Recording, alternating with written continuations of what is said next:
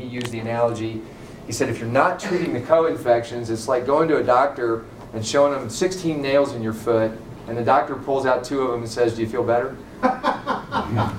Your Lyme's gone, but you still got Bartonella or ehrlichiosis or anaplasmosis. So you've got to look at the co-infections too, and that was huge for me in getting my health back. My other complicating factor, and I'll mention this just because somebody in the room may have this, I also had issues with toxic mold that may have either suppressed my immune system before I was bitten by the ticks and made it more likely that I got the Lyme, or the Lyme infection that I contracted made me more vulnerable to toxic mold. But until I dealt with the toxic mold, I didn't get better. When I added that to the treatment protocol, and my Lyme literate medical doctor is the one that came up with that idea. She said, Logan, you're not getting better as fast as you should. We got to look for something else. There's something else going on here. Simple blood test revealed that I had a genetic profile that did not eliminate mold from my body the way most people do. Incidentally, I've never been bitten by a tick on the AT. These were Missouri ticks. Yep. And my country doctor in Michigan said, I don't think they have Lyme disease out there. But he tried to do what he could do and sent me to an infectious disease specialist.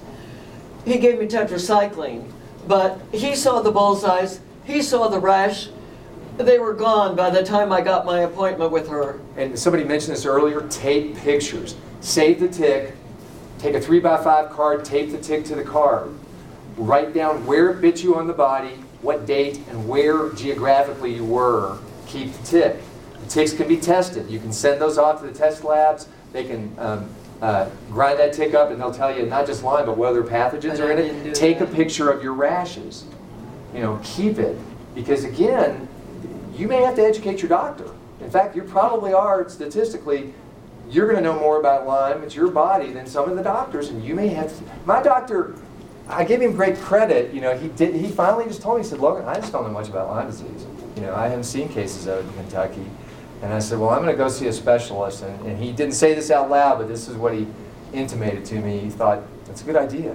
I'd probably do the same thing if I was you, is go see a specialist. There is a really good Lyme literate medical doctor in Missouri, and if you don't know his name, I'll tell you after the class. Yeah, some of my friends go to him. They travel all the way to Missouri from Kentucky to see him. Yeah. And I'm happy if anybody wants additional information. I know you got another session going on at 3. My trail email address is on my YouTube channel and my trail journal under Unitic, and it's just unitic2013@gmail. So if you want to email me and you want additional resources, you know, obviously I feel pretty passionate about this, and I'm happy to take time and repeat that.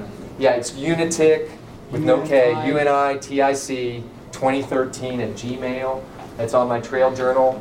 It's all published there, trailjournals.com, and just search for Unitic and you'll find it. My YouTube channel is under my real name, Logan McCulloch, MCCULLOCH.